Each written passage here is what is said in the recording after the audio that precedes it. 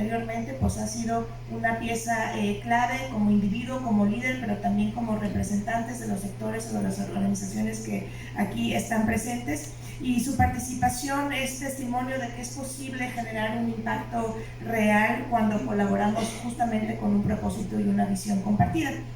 En este sentido, bueno, sobre todo a beneficio de nuestras comunidades, nuestros estados y de México, por supuesto.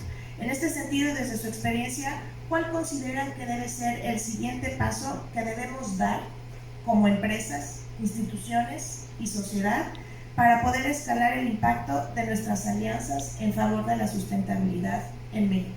Si les parece bien, vamos a empezar con Ana, después Antonio y cerramos con la maestra Marta. Gracias. Yo creo que empezar a promover una cultura de cooperación, porque eso nos va a ayudar, ¿no? O sea, nos va a ayudar a reflexionar, nos va a ayudar a hacer ejercicios como encuentros de foros, dialogar, mesas de trabajo, donde cada sector o cada, se vea la necesidad, ¿no? Yo creo que es la forma más fácil en el que todos nos vamos a comunicar, ¿no? Porque de repente pasa mucho en el sector empresarial que las cámaras, a Coparmex lo ve como un sindicato, ¿no? De que, bueno, tú no te puedes meter en el comercio porque no eres especialista en temas de comercio, o Canacintra con Camino, que es industrial. Pero la realidad es que al ser sindicato, claro que tenemos que ver, ¿no? Porque al final da más apertura y siempre somos como esa línea en medio, ¿no? De tener esa opinión libre.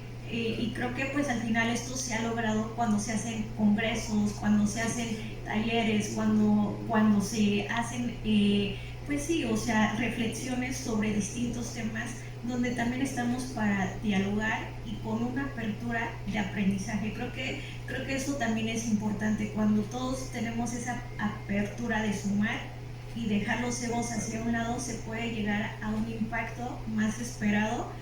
Y creo que esa es principalmente la clave, de tener una cultura que podamos tener esta reflexión para sumar en diferentes aspectos del país o empresarial. Muchísimas gracias, Ana. Antonio. Gracias. Quiero empezar retomando una idea de la maestra, de cómo pues, nosotros como una organización de la sociedad civil, pues para nosotros las alianzas son fundamentales, ¿no? La verdad es que nosotros tenemos un esfuerzo constante por buscar aliados que nos ayuden a lograr nuestras metas, y esto nos ha ayudado a crear muchas relaciones que son las que nos ayudan a lograr nuestras metas, ¿no? Somos parte de una alianza binacional, Alianza Revive el Río, de 3 organizaciones de la sociedad civil en México y 3 en Estados Unidos, que impulsan este esfuerzo, y creo que este impacto en grupo nos ha ayudado mucho a lograr algo que considero que es una de las cosas más valiosas, que es sentar un precedente que demuestra que la colaboración entre diferentes organizaciones y sectores sí funciona y genera un impacto real, ¿no? Restaurar el medio ambiente, fortalecer el tejido social y mejorar la economía local no son metas separadas. Muchas veces vemos algunas de estas como metas de gobierno, metas del sector privado, metas de la sociedad civil, pero solo se refuerzan entre sí cuando se trabaja en conjunto, ¿no? Para que esta forma de colaborar se vuelva habitual, no basta replicar solo los proyectos, hay que escalar el enfoque. Yo creo que esto implica formalizar las estructuras de colaboración, incluir estos modelos en políticas públicas, definitivamente, invertir en las capacidades locales y contar bien las historias, ¿no? Que también es otro tema que se comentó antes. Pues tenemos que saber contar lo que estamos haciendo, saber transmitirlo, las grandes ventajas y bondades de este trabajo que tiene a través de muchas regiones y territorios, y que los proyectos de restauración como los que hemos trabajado en apoyo con Heineken, pues no solo regeneran los ecosistemas, ¿no? También generan empleos, fortalecen las comunidades y las economías locales y construyen estas comunidades y les dan un sentido de pertenencia, un sentido de corresponsabilidad para los territorios que habitan, ¿no? En este sentido, el liderazgo del sector privado es clave para escalar esta visión, como decíamos, no solo como financiador, sino como corresponsable del desarrollo sostenible del país. ¿no? La restauración nos ha mostrado que sí es posible regenerar la tierra y el tejido social al mismo tiempo, y creo que hacer esto es lo que queremos impulsar para que se vuelva una práctica habitual, ¿no? Ese sería el siguiente paso, y no que, pues, que seamos la excepción, ¿no? Sino que seamos la nueva normalidad. Muchísimas gracias, Antonio, muy interesante, reflexionaremos ahorita al cierre. Marta, por favor. Gracias, y para no ser repetitiva, porque coincido con Ana, con Antonio, yo diría que realmente tenemos que pensar en la escalabilidad y en la incrementalidad. A muchas empresas y también gobiernos en general escucho decir, pues yo más o menos le pego a este objetivo, yo más o menos le pego a este desafío. Yo creo que tenemos que cambiar la pregunta, y no es a qué le pego, ¿no? Es qué desafío realmente quiero transformar, cómo realmente quiero transformar la comunidad, cómo realmente quiero transformar mi estado, mi país. Y para realmente lograr una transformación de fondo que no se hace de la noche a la mañana, se requiere al menos de 10 a 20 años hacer una transformación profunda de un gran desafío que tenemos.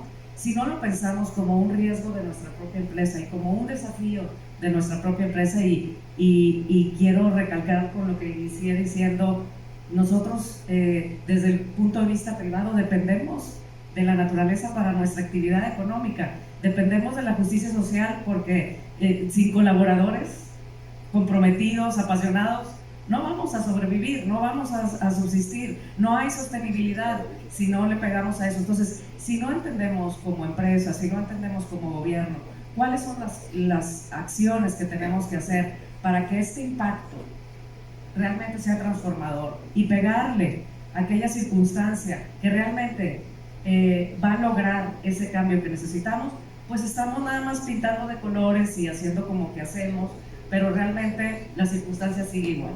Y hablo un ejemplo, pobreza alimentaria en el estado de Nuevo León. Desde el sector privado teníamos un movimiento para iniciar con la erradicación de la pobreza alimentaria en Nuevo León. Desde el sector privado invitamos al gobierno, en aquel momento el gobierno no se quiso sumar. Nuestro impacto pudo llegar a no más de 50,000 personas. ¿Por qué? Porque estaba limitado, organizaciones de la sociedad civil, empresas, poniendo por aquí, recursos por acá, pero no era una política pública, pero no había recursos del Estado, pero no había habido una transformación real y un foco real en las comunidades donde realmente estaban las personas que estaban viviendo en pobreza alimentaria.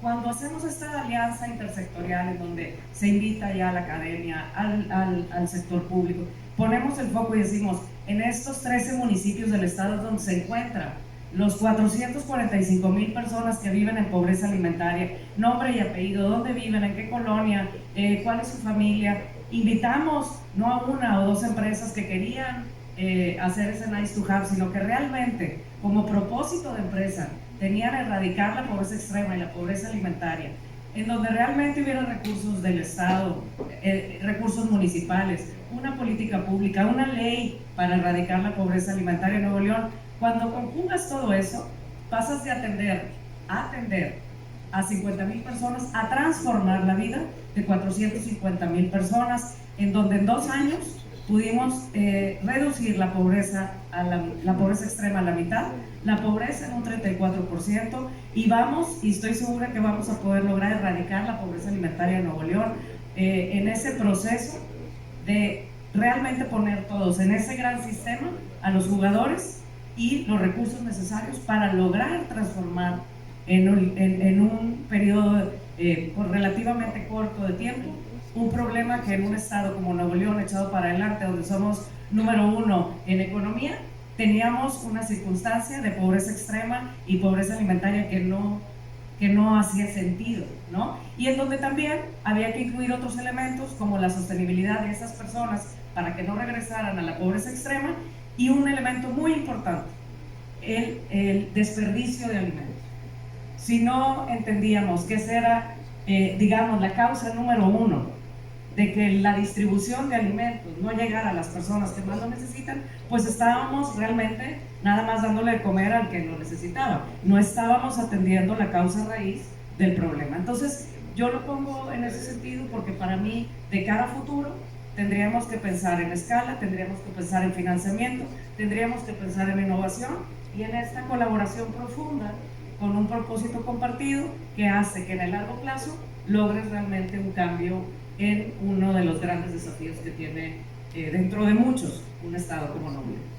Muchísimas gracias, Marta, por tu reflexión. La verdad me parece que concluye, conjunta cada una de las perspectivas de los aquí presentes. Importante estos componentes. Uno, visión a largo plazo, con un propósito que sea transformador, entendiendo que para poder lograr el alcance hay que definir prioridades y métricas, porque también el que mucho abarca, como dice el refrán, poco aprieta. Entonces también creo que eso es muy importante, fundamental, entender la relevancia de la colaboración intersectores para que podamos llegar a un acuerdo común y que a su vez, si los modelos se ven exitosos, puedan incluso transformarse o evolucionar incluso a alguna política pública o algún esquema que permita también la sostenibilidad y digamos un funcionamiento sostenible per se como tal.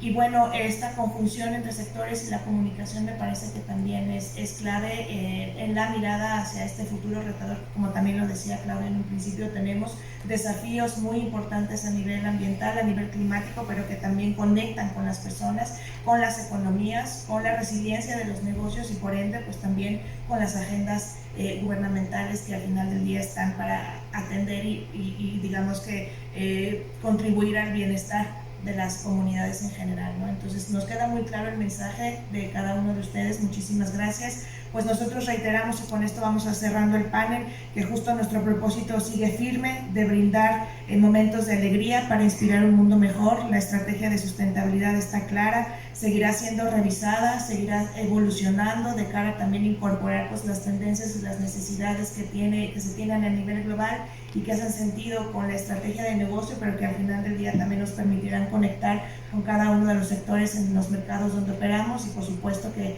muy orgullosos de estar aquí, tenerte Marta nuevamente, a ustedes también acá en esta nuestra casa Nuevo León, donde hace más de 135 años pues Heineken México inició sus operaciones. Entonces pues muchísimas gracias a todos y a todas, muchas gracias. Esperamos que el panel haya sido de su interés.